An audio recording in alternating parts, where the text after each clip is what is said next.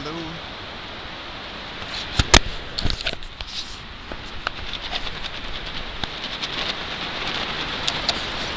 You trying to get video?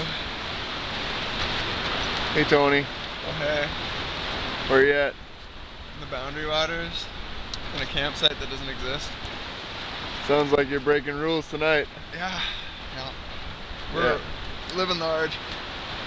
Yeah, we got caught in a little wind spout this evening.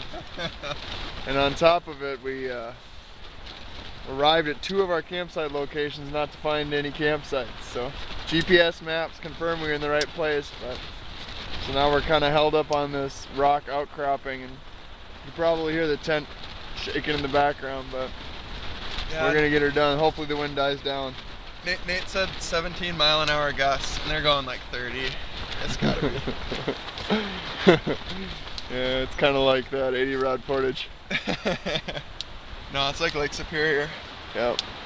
Well, we're gonna go to bed. We got a cool tent now, though. That's for sure. It's up and it's good. So we'll go to bed, get some Z's. Hope this wind dies down. The moon's out shining, but.